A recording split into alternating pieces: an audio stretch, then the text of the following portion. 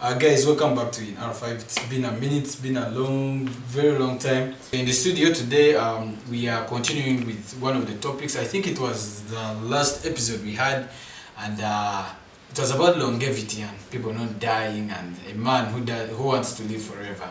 So we picked an interest in one of the gallant intellectuals at the university here, Makerere, and Makererians. And he claims he claims he has made research, he has really dug so much into this topic, and he really wanted to share something. Yeah, so in the studio, he will introduce himself. My name is Ian Kakoza in R5. So the name is Bironji Muyambi. I'm doing civil engineering now. Year 2, of course, internship coming for that very next semester. Livingston Hall, the gentleman. Livingston, no. Oh, yes.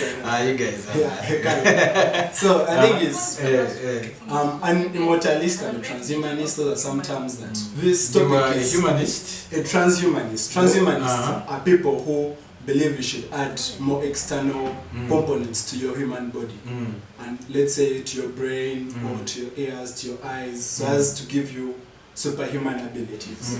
Yeah, so those are transhumanists. Then also an immortalist. Immortalist. Immortalists are people who don't want to die at any one time. They want to keep living forever. Why don't you want to die, Bironji?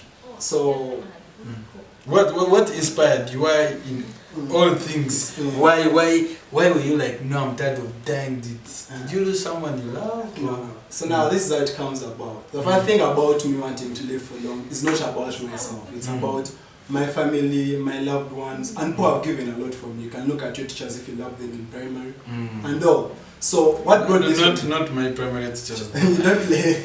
Okay, no, I don't want them to die. I don't want them to die. Okay, but okay, we continue. Yeah, so I think is living for others is one of the parts that we have in our lives. One of the reasons why parents keep working, if there's something called the law of satiety, is to care for us and care for their friends who have given a lot for them. So I felt it's something I had to give back to my parents for their hard work, to people who have cared for me as I've grown up, and I feel me living is for them. So and making it as long as possible is what brings the immortality about. One the immortalist in me. Oh, you just fear death. I don't think I fear death. I can't say I fear death, but also there comes a problem. I think, I don't know if we touch on this, but there is a current view that whatever humans can think of will be done at some point in the future. So at the current rate of what you're going to discuss, if I was to die, there would be someone to resurrect me, which makes it weird. So it would be bugs. So hopefully we touch on that, but yeah, there is that view in the scientific community. No, we shall touch on it. We can touch on it. Even right now, we can even touch on it. Yeah. So what happens is there is a view that everything that you think of, humans will be able to do at some time. People thought everything that you can imagine, can think of, people will be able to do it at some people or humans or their successors. Let's say first species is to evolve into something else. We'll be able to do. Wait a minute. You think we shall evolve into something else? Yeah, I've told you about transhumanism. So if you had to have your brain, your neocortex, backed up in some cloud, then you'd cease to be, you'd have a huge percentage of you which is not biological. So right now we are mainly biological, restricted by nature, death, telomeres, we grow old and stuff, we can't stay young forever. Yeah, so what happens is there is that perspective that whoever succeeds us, whether they have different capabilities, they will be able to do whatever we are imagining at the moment. So that's like the way people used to imagine flying, like the way we give respect to the Archimedes principle, the guy thought of floating and things atoms. You see a Titanic, okay, sorry, it's the Titanic people, they didn't live forever, but I'm talking about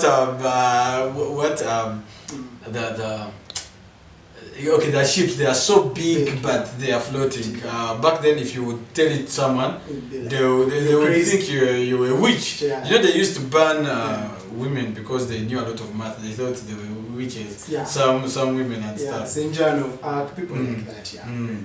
Yeah, those are the Middle So Ages. Saint who? Saint Joan of Arc was burnt on the stake. I think she won some big war for her kingdom against the power ruling against them, who are ruling them. So yeah, then after some time she began saying she has seen images of Zit Mother Mary, Jesus, and people took her as a heretic and burnt her. Okay. Yeah, she's some big figure out there. So you say transhumanism. Transhumanism. I have also that theory. I think with the advancement in technology and where we are going, you see AI is developing and blah blah blah. ChatGPT, Grok, what? DeepMind, DeepSeek, DeepMind. No, there is Google DeepMind. It creates Gemini. Oh, DeepMind. Yeah, that for AlphaFold, for AlphaEvolve, AlphaGo, So I think that will make humans become something else, digital. Yeah, you believe that will happen? We shall upload ourselves on the... There is some theory that we accept ourselves as we are that are biological, but if you had an option to be either virtual or to be robotic, as long as you're maintaining your consciousness, you'd choose one of the other options and not this. For example, your hands can't hold titanium at 2000 degrees Celsius. So you'd choose one of the other options over your biological body. But right now, many people don't take it that. We are rigid. You think they are rigid? Conservative. You think they are rigid? You think they haven't been exposed to, but it's some of the things it's due to exposure. If you haven't imagined it somehow, then you won't go ahead with that. Yeah, we want to go ahead with that. To think of that. So let me say, we have uploaded ourselves on mainframes, what CPUs. We are living in the virtual world, digital world.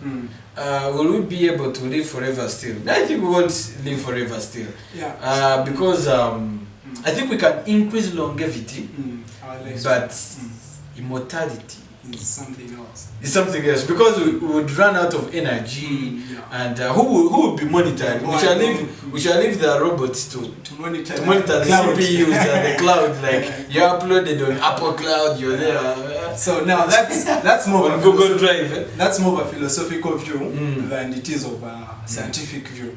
So the philosophy behind that has been written over the past. You know, people have been chasing immortality for thousands of years.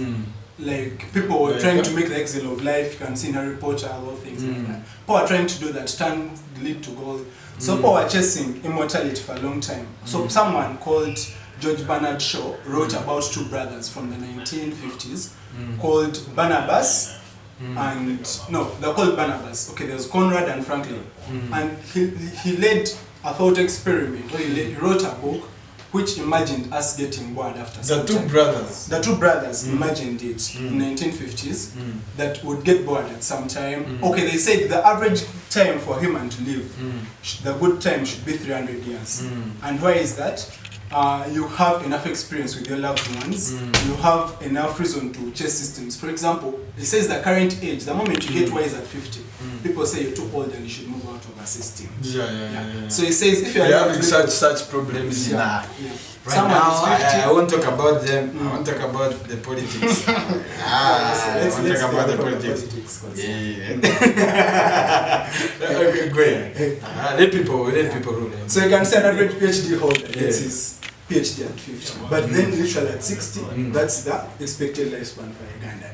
So it gets that fine, and you're not having enough experience with your loved ones. You're just going by, then you're getting the grandkids, and you live before they enjoy time with you. So he's saying, so those brothers, their estimate were 300 years would be good enough for you to live. What happened is, after some time in that book, people lived even for longer than that. And then in the book, according isn't that fantasy or something like dragons and what and things flying and why would we take it so literal? Oh, you say anything we imagine can be done later in the future. So George Bernard Shaw hasn't lived to see this. Yes. But now there are very many people actually. I think also touch on the question of consciousness. There are very many people saying, if I was to live long enough, I would resurrect George Bernard Shaw because he has made my life worth living. If I was to find his body and be able to hear something. Why is this? Because of that book? Yeah, like some people have a passion for different people. You might have a passion for someone you know in the past who did really good for you. So that people like Michael Faraday, Isaac Newton, some people see them as some people see them as Einstein. Like I would advocate to bring back. I would advocate to bring back Einstein, Marie Curie. If you had the ability. Yeah, if I had the ability. Then people like me, like Michael Faraday, must come back. You really like Michael Faraday? Yeah. You're doing civil engineering. Michael Faraday did lots of chemistry and everything, and he Yeah. didn't get married. I Can read you that imagine? about- He sacrificed his whole life to science and also. Yeah, Those are magnetism, products- electromagnetism, what he improved the industrial sector, motors and stuff. Yeah. So that's Michael Faraday for you.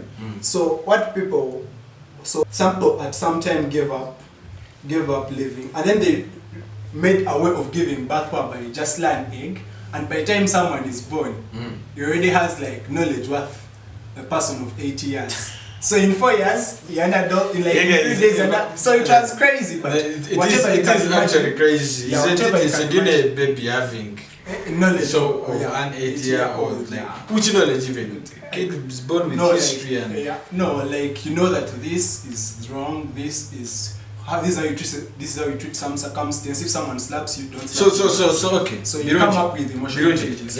Let's first leave the book aside. The book is now making people lay eggs and stuff.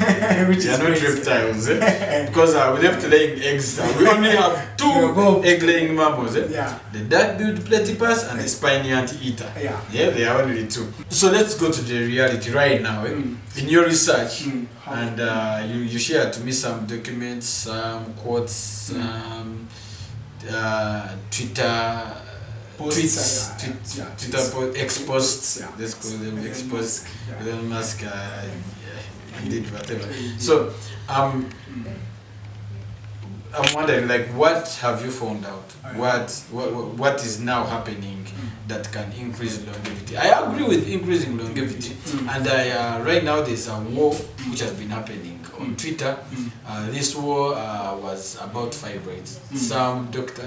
Solomon Chimere cracked a joke about some fibroids and women giving birth, and he thinks the solution to fibroids is giving birth early, or people should give birth in fear of fibroids, which I disagreed with, and I was bantered seriously. It was a serious word. So in the tweets I was talking about the technological advancement in medicine, which has been occurring over time, that instead of, like, pregnancy used to be a suicide, suicide kind of thing. Like, it would be risky for you. It would be risky for you to be pregnant because most of the women would die from BPH, that's bleeding excessively after birth, APH during during the gestation period, then other complications you get, eclampsia, that high blood pressure and all that stuff. So let's go back. Medicine, improve longevity, giving birth. So right now, what's happening? So what's happening right now is you have 2 approaches. So is one by Dr. Aubrey de Grey. He's not the only one doing it. There are thousands of scientists backing it up, called gerontologists. And what happens is they are working on an engineering method. And then the second method, let me get back to it. And the second method is called, is one led by Dr. Ray Kurzweil, where they claim AI will solve everything, just give it time. That's one of Brian Johnson that I discussed last time. He's doing a lot, work with whatever is present, and then when AI comes, it will. So stay alive until AI solves everything. Then done by Dr. Aubrey de Grey. So how are we going to stay alive until AI? That's what we stay healthy, we exercise? No, that's what Brian Johnson was doing with his campaign. Oh, Brian Johnson, the guy who doesn't want to die. So that's the previous episode. Watch that. Yeah. So Brian Johnson says you can exercise, sleep. Those sleeping was very funny. Then there are some medicines you can take. Like Ray Kurzweil. He was taking a lot of pills, a cocktail of pills and medicine. Brian Johnson is on 300 pills, but Ray Kurzweil, one of the other method, is on 80 pills a day, around 80 pills. And how my parents also on a number of pills per day. Your parents? But not that many, Have you put your parents on pills? No. Yeah. They are doctors. They are doctors. Even before I got to this, because I got to So wait a minute. Your parents support your view? Yeah, my dad is very okay with this. Yeah, Is he an engineer? No. How is he interested in science? No. He's a philosopher. No, my dad is how do I say? If you must be knowing the kids you give birth to and what they're capable of. So you have to accept, and these people are old people. They've seen how the world can change, and they have to believe these views. And that's why he sent us to school. If your son who is at Makerere doing some big course tells that this is possible, then you have to be like, yeah, that's what I give back to you for. You get?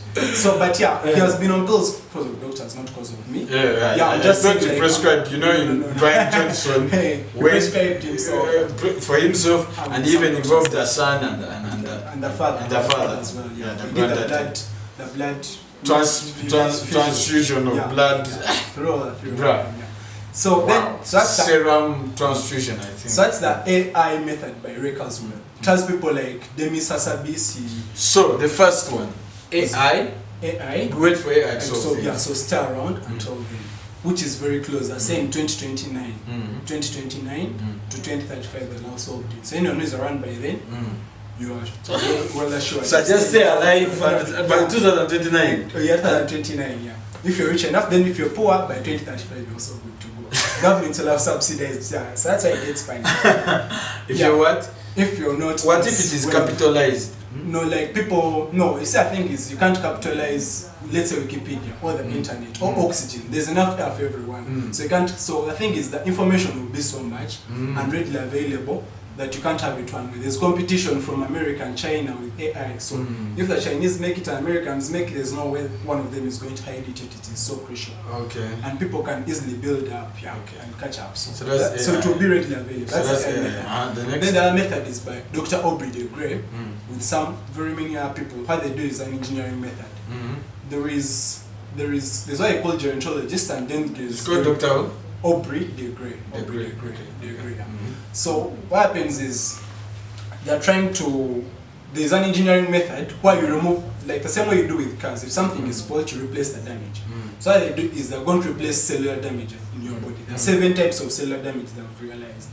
There is teach me the medicine, because now I think I think now you are the one doing medicine and I'm doing over one. I do medicine. I think you get the things like later masters or something. Yeah, so there is intracellular inside the cell. Some damage happens there because of processes breaking down or failure of some processes in there at some time. Then there is intercellular destruction of organelles. Yeah, let's say lysosomal destruction. You see now about the medicine guy. You're talking about apoptosis, programmed cell death? No. Let me first finish them, because now that's something else as well. Then we have senescent cells. We have cells which don't die, they're like zombie cells. Instead of dying, their functionality has reduced, but they're not dying. Then you have like which brain cells? What? No. Like there are some cells in the body that happens. He's a PhD holder and I won't speak for all his knowledge. I want to know some of the things. No. We can give you graphics and put them up for put. Yeah, I'll put it up. But there are those cells that are there, and it happens all over the body. So then there is intercellular damage. It is in between the cells. Then there is also proteins, like protein linkage between cells. And it also piles up and it's always there, but now it becomes a lot as you grow older. And then they're a problem. At some point they become a problem. You see, initially they are not. Imagine there are only like a number of protein links between the cells. But when they become too many, at some point as you grow older, they have studied them, the gerontologists have studied them, and they become a problem. They become too many. And they reduce the elasticity, the flexibility of because they help in the formation of tissues, organs. So at some moment it becomes too bad. So he studied those things around 2003. The 7 types of damage. Then there's also a telomere, the most famous one. Then there's also nuclear DNA, its mutation. Then there's mitochondrial DNA, its mutation as well. So there's also two.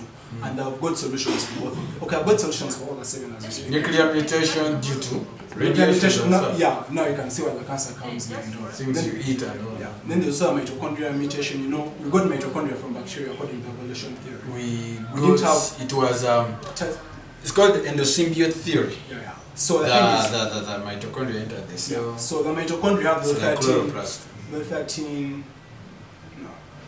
the 13 proteins that encode it, which while the DNA has 26, 26. Yeah, what? 26. Like the protein, no, not the Chromosomes. The chromosomes. 23. 23, yeah. So what happens is they're different, and then so they need different approaches to solve them. So Yeah, different because scientists it has have its that- own circular DNA, but this circular DNA in mitochondria works in partnership with what?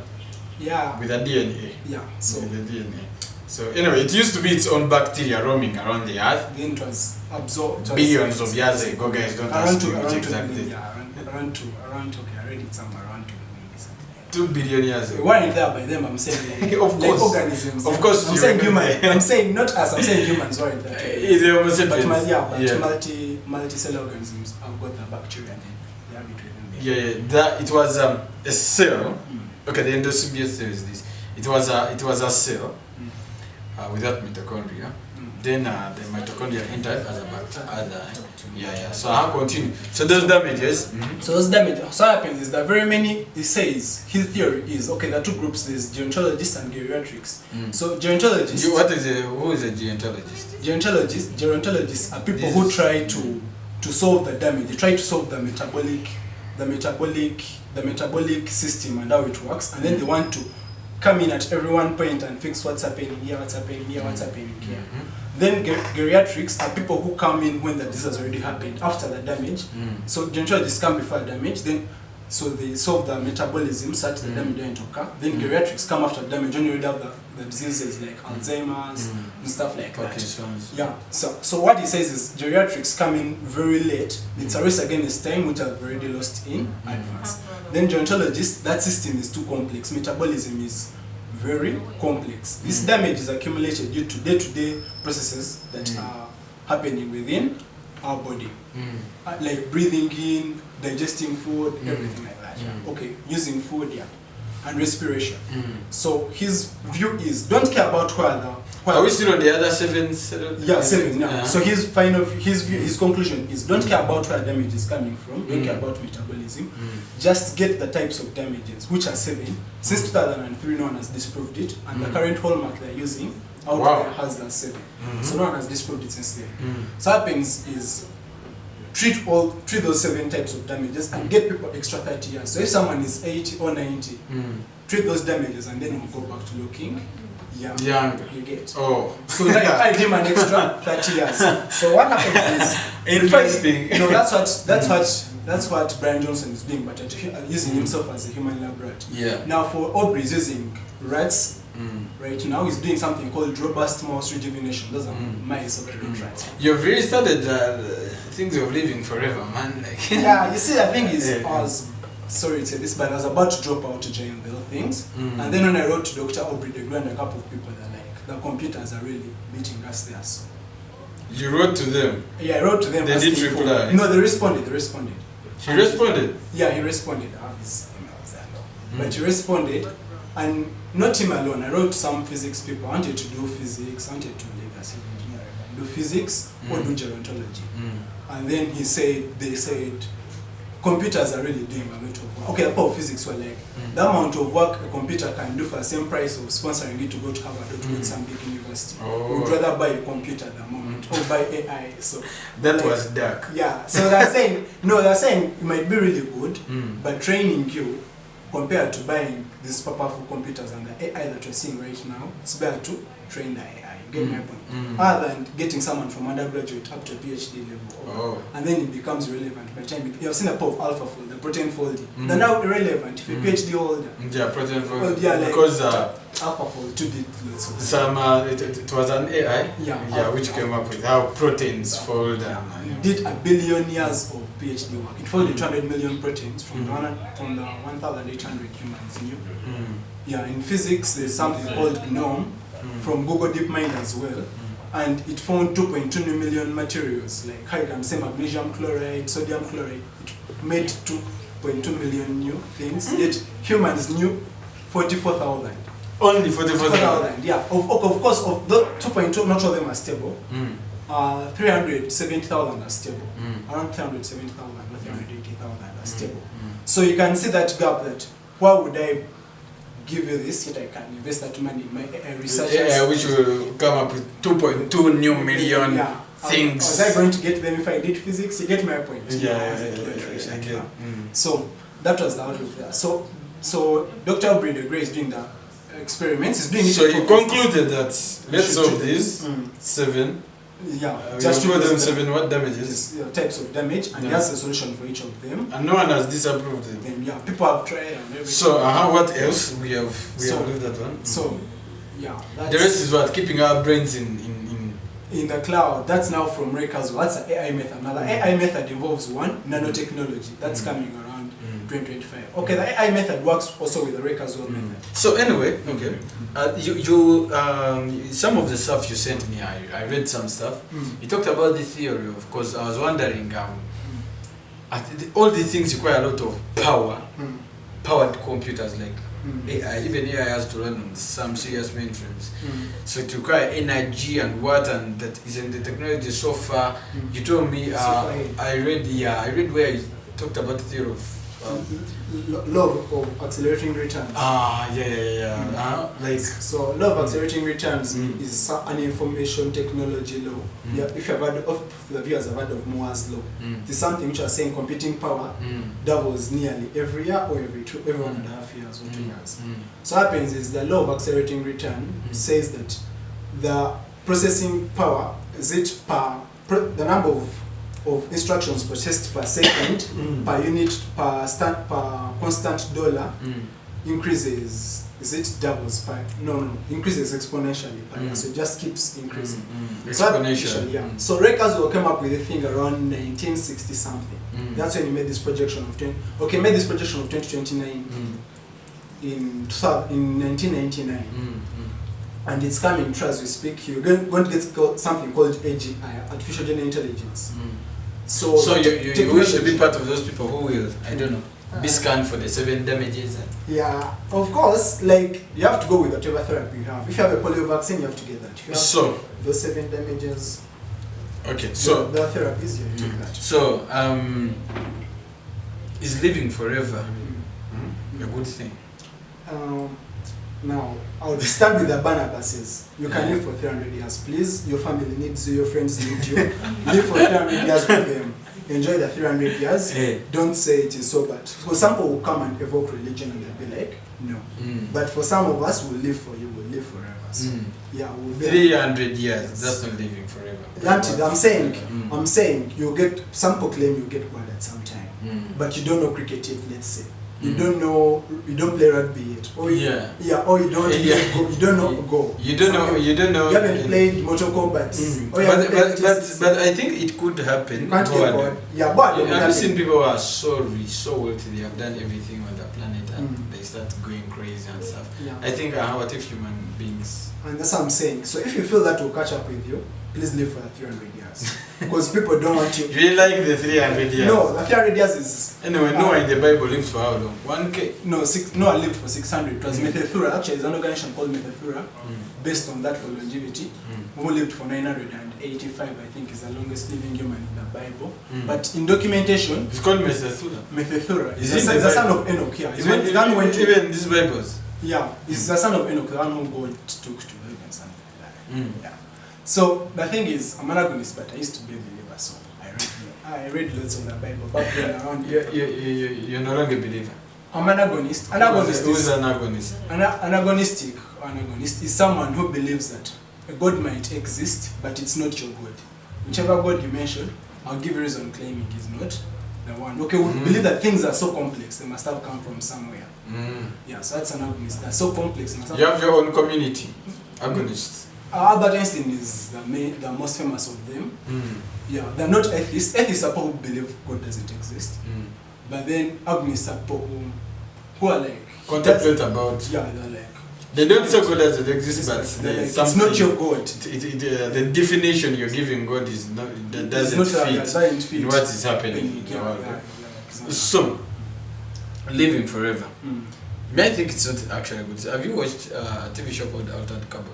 Altered Carbon, in this TV show, people live forever. People live even for 1,000 years. So the rich people, imagine a very malicious guy. Guy doesn't die. They store his consciousness from here to here, from here to here. In fact, what is consciousness? Okay, I wanted to start with a question of dictators. So most of these problems you see with longevity have been given answers over time. Would you sacrifice your parents because you don't want a dictator to live forever? Would you sacrifice yourself to aging because you... So I think it's... I wouldn't. Yeah, so I think it's... Would you sacrifice 5 million people because you don't want a dictator to live one person? You get it? So that's the same thing the dictator would have done. Would have killed the 5 million people. You get my point? So I think it's... So that thing is, all those things have been given answers like that in those books by Aubrey de Grey, by Caswell, by George Bernard Shaw. George Bernard Shaw really has good books on that though. Yeah. So now we come to consciousness. So a question of consciousness has been delved into by these people on the side of AI. Now, if you look at the people in that group, they claim they're going to upload our brains to the cloud. Or if you're already gone and already dead, 2030 is they're projecting by 2030 we'll have fake result. Actually, Google DeepMind wrote up about this on 25th April called generative ghosts or replicants. They can get someone, all his views, the way he liked music, his actions, the way he used to respond, and then put it in an AI or put it in a robot and then it talks to you. Or then there's also 3D printing of human organs that's coming up. 3D printing, I'm really excited for that. Actually, in Unipod you have 3D printers, but they are not printing organs, guys. They are not printing organs, they are printing things. People, I don't know, coding, people in software engineering know it better, how they end up printing things and the materials they are using, the physics guys know. So guys, you can come and print things from Unipod. Free to any Makerere. And Ugandans also. So question of consciousness comes to, we can either do that. So the question is, you're still alive right now. If I make a replicant of you and I put in a 3D printed body, and you're away in Kettle, you've been assigned there as a doctor, and I bring him and he meets your sister and is like, hey, hello, has all your memories and everything. Is that you? There's those questions in consciousness. Is that called paradox? Yeah, paradox or something? Yeah, it's called a paradox. Why you're very confused about what something is philosophical. So, would that be me? Would it be me? So I think it's initially... Would it be like someone different, or would it be... So initially, what Caswell does is he asks how many computations per second are needed to make this happen. So what he says is, you've heard of gods being in multiple places at multiple times. So you've heard of Greek gods who can be in multiple places at multiple times using different forms. So I think is, if you have the goal of connecting your brain up there, and then it control all the different clones of you. But initially it won't be. I don't find it ethical. Yeah, I think those are questions that are raised ethical initially, but of course finally it will get to that point. You want to build multiple places at multiple times. That's what I'm saying. Everything humans imagine will be done at some time. So there will be clones. There will be multiple people, replicants, with the same consciousness. I don't know. What is consciousness, bro? What is consciousness? Consciousness. Are fish conscious? No, that's the second question. So now there are two definitions of consciousness. Are birds conscious? Okay, there are kind of, I think there are around 6 definitions of consciousness. Okay, there's some methods which say it's quantum process, others are saying it's due to the information you have. Then there's a question of consciousness is knowing that you're here and then knowing the things around you. Then you're awareness of time, space. So using that definition, then you can find that some mammals, or like some things like chimpanzees, can see themselves in a mirror. You can claim they are conscious. And I think they are conscious. Or chimpanzees are conscious. So the thing is, there's a convention in 2012, I think it was at Stanford, and they agreed that the consciousness is not only limited to humans, even other mammals also have it as well. That was the convention. That was the result of that convention. But then there's also the origin. Where did consciousness originate from? Like, is it the universe trying to experience itself through us, through living organisms, like appreciating the beauty of the universe, appreciating love, hate, suffering, those feelings, those subjective feelings. Yeah. Is it the universe being alive? Are we on a certain, because the Buddhists claim that when you die, your soul or consciousness goes back to the ocean, like back into the ocean. It's like we are all one, and we are just having a bit of everything. You know, a bit to live the way you think you are, yet you are the same. Like it is of course philosophical. Eh? So, but what originated? At what point in life did we start, or did living things started getting aware of? Is getting aware for survival, and survival to what end? Like, why did we have to be aware? We could end up as bacteria amoeba. Exactly. We could be amoeba, Igulena, Paramecium. We could just be there chilling. What was the pressure to become what cellular? And then we end up with people like Aristotle. We end up with people like Archimedes, Pythagoras. People who Makerere. You really love Makerere. People who sit down and think, philosophers. People who ponder about things. What is pondering? Like, what is that? Like, what? So living forever, and will we be able to transfer all there's transferring memories. And then what is humanity? What is, okay, besides humanity, what creates an organism? Like, what builds me? Become Ian and you, Birunji.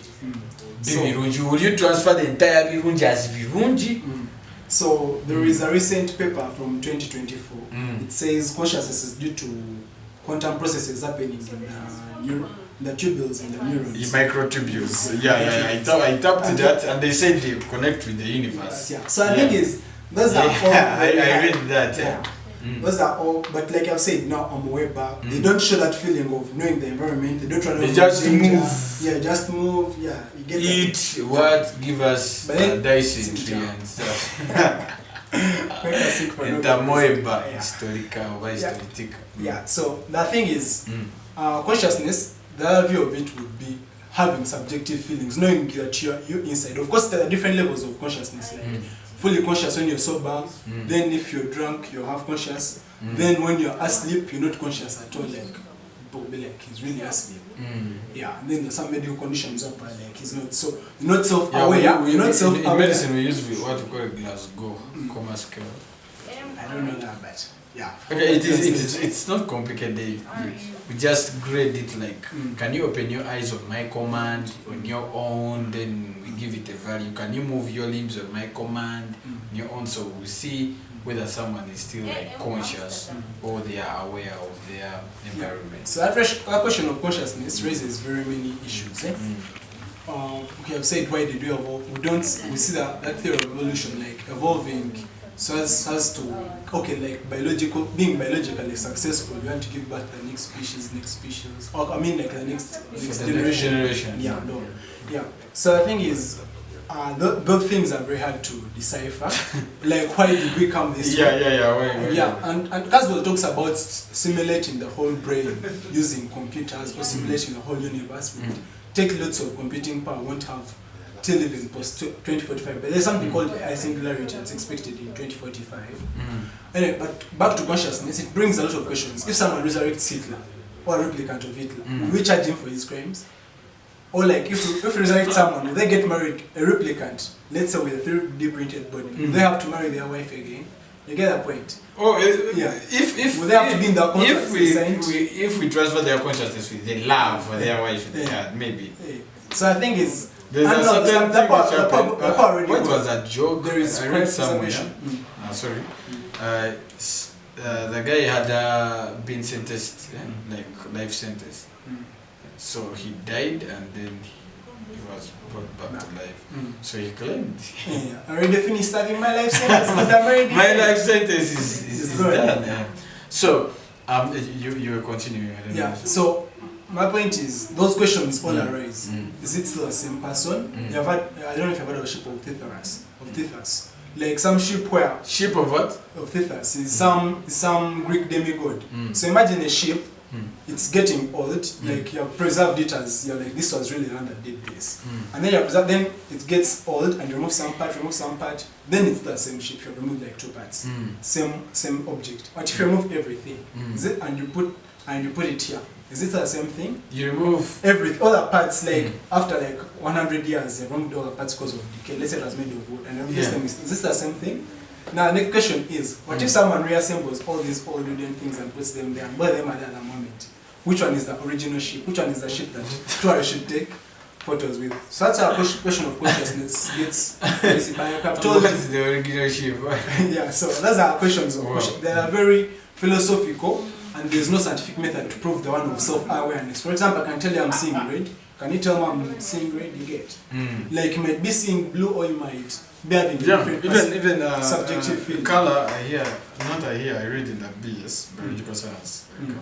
Color is the makeup of the brain. Brain came up with the color. You don't, this thing is not green, but the wavelength which comes from it the makes brain interprets it. the brain calls it green. But it could choose anything that looks any other way, but the wavelength, that's crazy. Yeah. What is really reality? How will we ever know what really this Those is? are the philosophical questions, but they say we will first do the science, then the philosophical questions will be answered then with the implications when we come to it. Yeah. So you apply to those guys who want to live, who are researching living forever, and physics. Yeah, and they say that I would rather train AI. No, Aubrey told me you'd rather. Aubrey Femi didn't say AI because it's not so AI based. He said you should go for something like how they call this when you're under someone. There's some system where instead of learning apprenticeship, you should get apprenticeship, or you should make connections. Instead of going to a university system, do apprenticeship. But then of course Apple are like really apprenticeship used to work very well back then when there was no capitalism, and you know, and universities were not so defined because you would just become a scientist by being close to a scientist in case you're smart and you're interested. But right now apprenticeship is like what we are doing. You go to the university and you study under someone. So I think it's now the examination system. Do you think it's sound for me to, you did ethics at medical school, do you think it's worth it for someone to study that for a whole semester? There's journal paper at A level. You get my point? Would have done it earlier, yeah. And without doing the exams, and you'd have still got the same concept. They can't believe that. Are you sure? No, the thing is, by the time you get there, they believe you're really good and you can understand the things. Because you have already forgotten them by now. If you see the paper right now, you didn't get the same marks you got. So that question arises that you're only studying for some time, and when you need it, you can easily reference it. So you're going to drop? No, I'm doing my course for now because of AI. You're in which year? Second year? Second year. Because of AI, it seemed like it's to be... But didn't sound for me to drop out. Okay, I think for the case of time, I think we should have more episodes about this because you have a lot of content of not dying. You've given us solutions, and I think you will be. I don't know, in years to come or 15 years, you'll be the advocate who start up the institutions which will be helping people live forever. Because really dying at 8 years, I also feel like. It is too early for human, because you start there then you settle with life for like at 25 years, then 30 years, then you marry at 35, then your kids are still growing, then you die, your kids are just 40 and you die, like it is kind. But then the population saga will also come in. That's why going to Mars comes in. Going to Mars and occupying, doing interstellar travel, which we are not certain. Sure, there are problems which will come with living forever, but it seems you'll be one of the advocates of living forever. A lot of research. Oh wow, you really want to be the advocate of living forever. But Birunji, the conclusion, and then So the conclusion is now Dr. Aubrey de Grey is doing his robust mouth rejuvenation. He's in phase 2 now. It needs around 5 million per year. 5 million per year. He hopes to conclude it by 2029. Takes 1 year old mouse, 1 year old mice, and then he rejuvenates them using various therapies to make up all the 7. So if you can contribute to him, or if you know someone richer than you, that's what he always says. Everyone knows someone richer than them. So you talk to them and they help fund. They donate to Longevity Escape Velocity Foundation or anyone doing research in those fields. And then the AI will help with this. Like they need science before engineering. They need the science behind it. So the AI will really help, and it's coming up fast. And by 2029, surely the rich people will have started. And by 2032, if our government puts in great efforts, but the Americans already have it around 2032, we'll be there. And if you're still young, you can start getting assured of living. Thank you, Virunji, for coming. I wish to have you again about different kind of debates and stuff. We are at Unipod, Makerere University Innovation Pod. You have anything to innovate, you can come. Any scientist, artist, or anything. Like we are in the media house right now. You can see I'm doing medicine, but I can access the media house. So it's open to every Makererian. I don't know what you're doing there in halls. With solidarity, bring solidarity here. The solidarity of throwing stones to each other don't make sense. Bring solidarity here, we build Africa for the good of mankind. Yeah. Okay, we'll sign out. See you next time. All right, man.